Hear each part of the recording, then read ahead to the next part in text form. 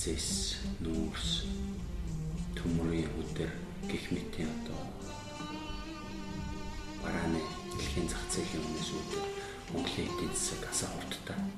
Өнөөдөр яг энэ экзэгтэй үе мөчид бүх дэлхийн нийтээр биднийг ажиглаж байгаа энэ үед монголчууд бид өөрсдөө ямар сонголтыг энэ 2005 оны зэрэгцүүлэх үнийн дүнгээр нь ингээд харахаар бол 14.3% өсөлтийг гаргаж байна. Урд өмнө нь дэлхийд аль ч улс ийм өндөр өсөлтийг гаргаж байгаагүй, ийм өсөлтийг удирдах байгаагүй.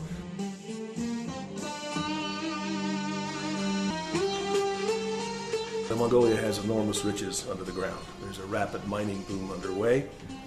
Mining is in fact the only viable option for Mongolians at this stage to reduce poverty significantly or to increase their wealth. There are the well-known macroeconomic risks. With all the money coming in here creating inflation, creating currency gyrations, the so-called Dutch disease. Those can be mitigated and managed by a government that invests the money well, invested in infrastructure, and invested for the long-term future of Mongolians, as opposed to just spending it in the short term. хамгийн ихэнд одоо онцгой гарсан зүйл бол оюутлогоо хандлага төслийн гарсан. Анхны үр дүн гарч байна. Оюутлогоо төсөлтөөр гэхэл одоо наадсах нь 2000 орчим Монгол Улсын иргэн тэр энэ төсөл дээр бол одоо ажиллаж байна, сурж байна төслийн шугамар. Энэ төслөө дагаад бүс нутгийн энэ усны асуудал, замын асуудал, төмөр замын асуудал бүх асуудал хөдөлж байна. There's a lot of change coming to the countryside. There's a lot of giant mining activities taking place, and that's really driving all of this infrastructure development. And most of it is, for example, the railway is a dedicated cargo line. It's not a passenger line. A lot of the roadways are being built specifically for hauling coal or transporting copper and gold around the country. Regionally and as a whole, thought needs to be put into as to what really the impact is on the environment and the ecosystem, and is it worth it? You wouldn't tell the Mongolians not to bring the stuff out of the ground because it is so important for them. But you would tell them to be careful because mining involves risks. It involves a number of different kinds of risks that have to be managed and mitigated. There are risks of the mine site itself, risks of environmental degradation. And those risks can be mitigated by choosing partners wisely. Major international companies that have stakeholders around the world that pay attention to those things. НЕМО 1, НЕМО 2 гэсэн ийм төслөө. За НЕМО 2 төсөл маань сүүлийн 5 жил хэрэгжээд одоо 11 оны 12 сарын 31-нд ингээд төгсгөл болно. Энэ бол 6 сая Америк долларын өртөгтэй том төсөл байсан.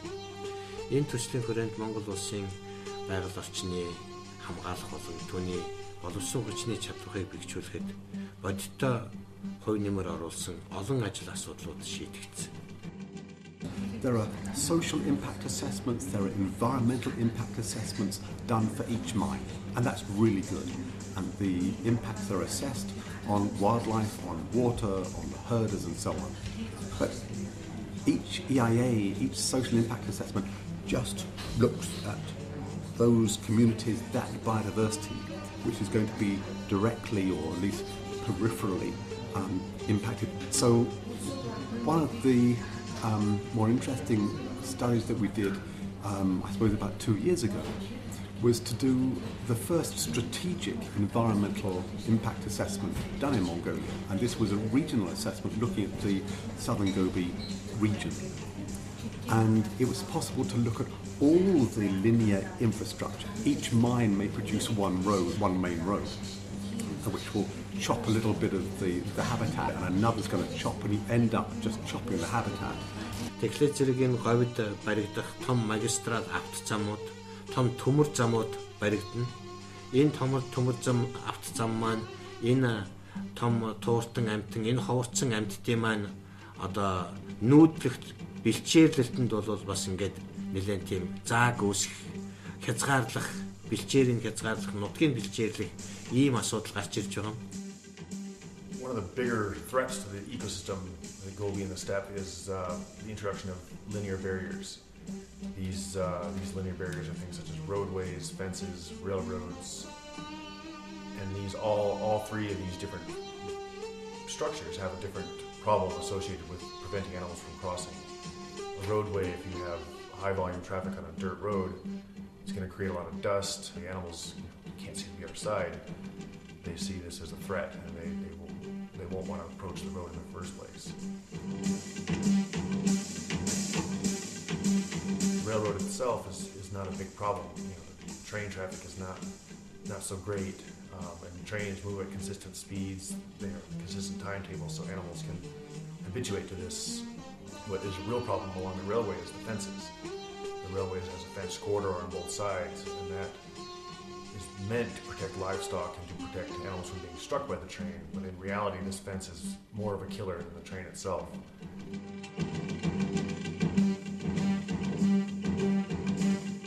Тэгэхээр зэрэг энэний бэлчээрийг яаж зохицуулах вэ? Гарцууд хаана хийх вэ? Гүүр хаана хийх вэ?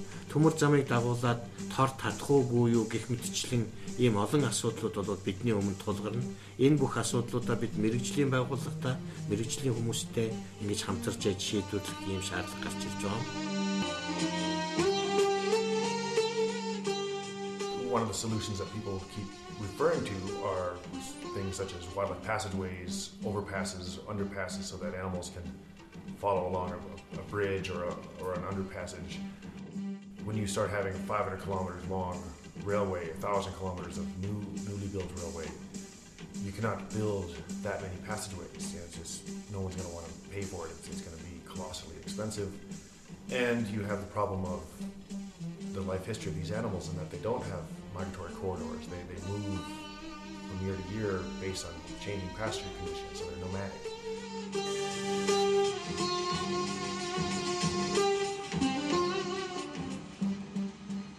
The easiest solution, and the one that is probably most practical, is to just take the fences down and allow animals to freely cross where they need to cross, and that would be beneficial to wildlife and to a lot of the herders that live along the railway, because they too are impacted by this fence.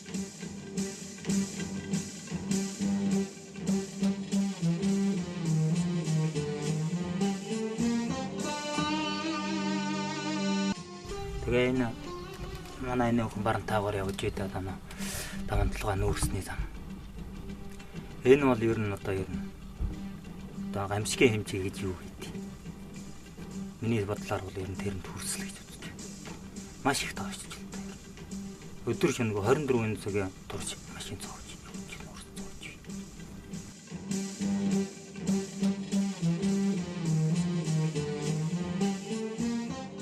You generally find with the more responsible mining companies that there is a great deal of goodwill. They are trying very hard to engage with communities. It actually requires both sides to reach out. It's not just a one-way thing. The communities must remain in control of their own destiny. They cannot expect a mining company to manage their destiny. And in order for the mining company to understand what the destiny of that community is, the community needs to say it.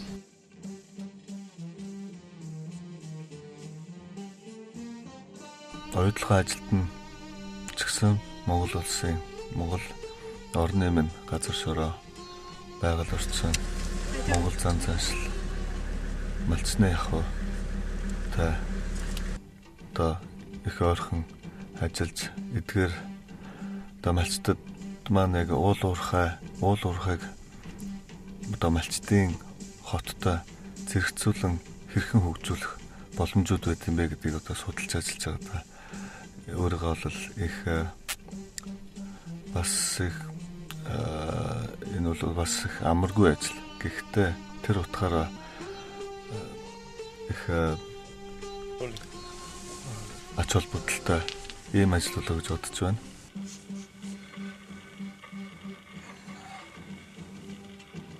Тийм учраас нэг удаа мөнгө өгөх зогсохгүй. Тэр чинь одоо л энэ багц чинь мөнгө дэлхийн мөнгө байхгүй шүү дээ. Нэг удаа мөнгө зогсохгүй. Тэр урт хугацаанд одоо 5 жилээр ажлын гэрээ байгуулж байна. Тэр чинь бид нар бол бас ямарсан тийм төсөлж хийх юм уу тийм бичээд хий гэж хэрэгжүүлэхэд бид малтай бид нарт бас их өндрүүлэлттэй л дээ. Сүү махна чиглэлээр. Дээр үед намайг жоохон байхад мянган мал хандаг байсан ус одоо бол 200-300 мал угаал. Энэ одоо жоохон юм да.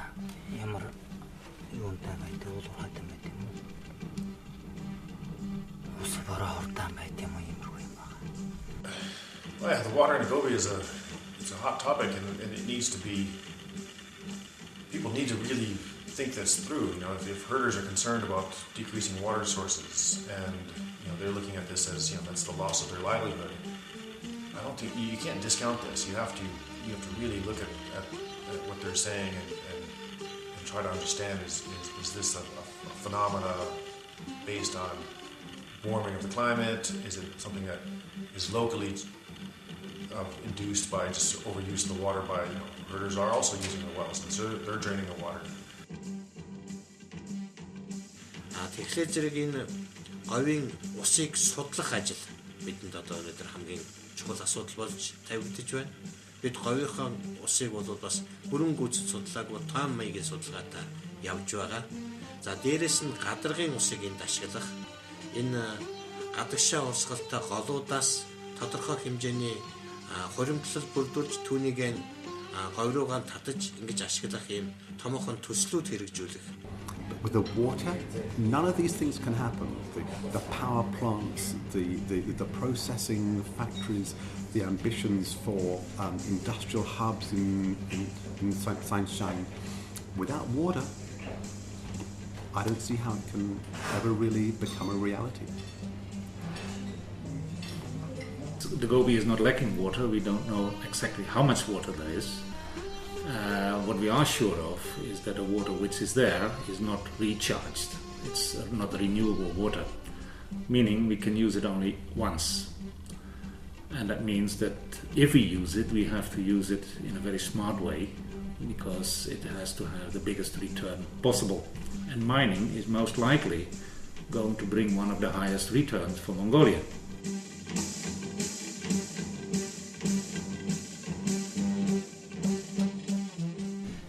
Deeper aquifers were found, sometimes at 100, 200 meter depth, and these contain sufficient water for at least several decades to be used for industries or used by mines. What is important to find out is that when this water is being used, what effect will it have on the existing shallow water sources. We have all kinds of possibilities to make tests and to make predictions of what's going to happen, but actually we only will know when we start using the water. It's a big series of smaller aquifers which each may react in a different way. So in order to manage it for the future, we will have to set up organizations that will do the monitoring and will closely see what is happening and what is being affected and what is not being affected. Гүний усыг өрөмлийн ажил бол 300-аас 400 м өрөмдөж байгаа. Тэгээд дээдлийн ус төвүүд бүгдийг хааж өгч байгаа. Хааж өгөөд дээдлийн ус төвөөс доошоо ус орохгүй. Зөвхөн доотлын гүний усыг одоо ашиглахаар яаж байгаа. Тэм учраас дээдлийн ус төв ямар ч нөлөө байхгүй гэдгийг. So there was hydrogeological modelling done on the aquifer that we're using, which is Guni. That modelling indicated that there was a very low permeability material that separates the superficial aquifer, which is drawn on by the herders, and the deeper aquifer that's drawn on by Oyu.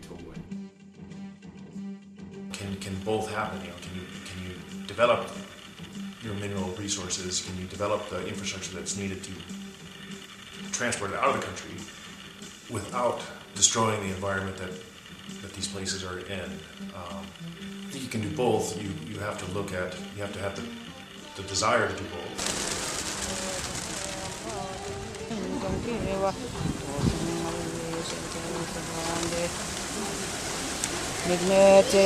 Манай Монгол орн чинь их тэнгэрлэг заяатай цайхан хүмүүс тэгээд ирнэ бүхэл хүмүүст би хандаж ярьж байна л да. Ганцхан ч одоо уурхай компаниас гадна хүмүүс нэг сонир сэтгэхүйтэй болцсон. Бүгд л нэг өнөө маргааш нэг мөнгөл бодож явал бусдны бүр хамаа байхгүй. Ялангуяа хүмүүсийн сэтгэл санаа тайван биш байх. Хүмүүсийн оюун санаа бохирдол ихтэй байх. Тэрний улбаа болоод одоо албаагаас болж нүгэл их үйлдэснээс болж бидний гадаад орчин бас тэр аяар одоо өөрчлөгдөх болно. Амгалан дугаа үйл авц болтгоо. Хамаг амтан ойр холд. Хамаг амтан ойр холд. Тачаах уурлах хоёроос агцаж. Тачаах уурлах хоёроос агцаж. Тэгш сэтгвээр хайрлах болтгоо. Тэгш. Гэхдээ тэр бүр авч болохгүй ч гэж хэлээд яриад байгаа биш. Гэхдээ тэр авахта урлуулж доор нь юм хийгээд тэр сайхан газрын тэгшлээд манай Монголын компани шүү ер нь тэр байгаль орчныг хэтэрхээ сүйтгэдэг. Тэгээд тэр бүр байгаль эхийн кевли гэдэг чинь бөөр зүрх уушиг элэг одоо 5 цулын авчихаар тэр ард нь ямар ч эзгөө болоод тэр хоосро тэр амьд байгаль биш тэр байгальч нь өөрөө өгчөддөг байхгүй юу. Бөөр зүрхийн атсан амьд чинь ер нь кир зэрэг амьдрах уу. Хүн гэдэг чинь амьд хүн гэдэг чинь нэг эл мэлгэн хорт хавдар боллоо гэхтэл хүн нас бардаг үстэй. Тэр үтэ төсөөлөд бодоод үзээч та нар. Тэгээ байгалыг уулаасаа бүр дахиж шүтээд аргалаад номсууд уншаад аль хэрэгтэй юм авчираад тавиад бөмбө тавиад байхаар тэгээд байгаль өөрөө тийм сайхан сэргэт юм байлаа.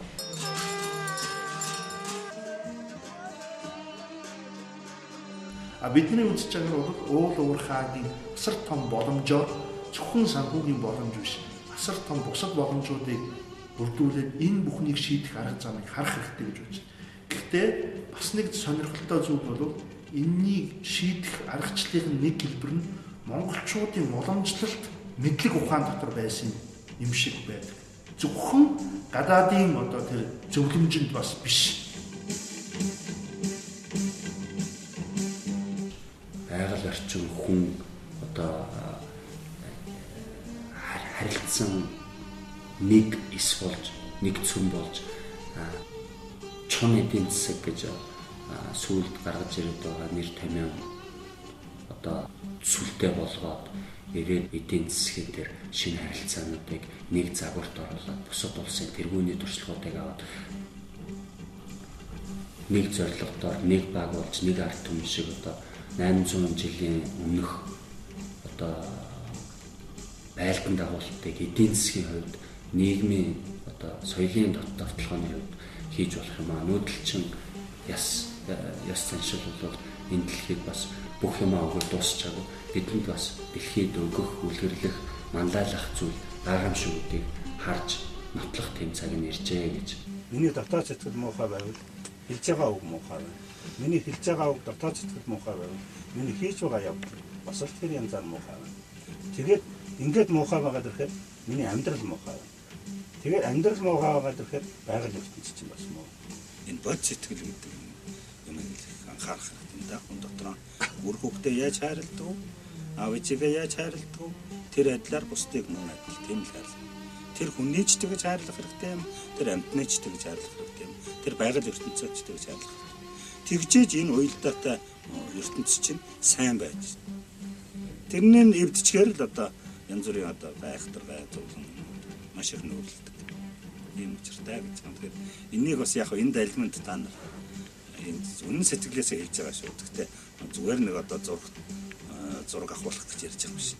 Өнөөдөр би нэг зураг харж байсан зүгээр л тийм Монгол дамын зурж байсан зураг. Монгол хүмүүс малаа бичээхийн хажуугаар зээр гөрөөс нь тавхилдаад дээрээс нь өөр ус нь явагдаад ингээд байж байгаа гэж харагдаж байгаа. Гэтэл энэ бүхэн бол монгол хүний тайван амгалан оршихгүй байгаас гадна монгол хөгжлийн өөрийнх нь оршин тогтнодог нэг эсүүд гэж бид нар харж байгаа. Энэ орших ертөнц өөрөө тэр монгол ахын тэр өөрийн оршин тогтнож бий болгосон ертөнц өөрөө уул уурхайгаас болоод бэхжгүй эсвэл үгүүрэн агуу болох уу гэдэг бол өнөөдөр шийдэх хамгийн гол асуудал.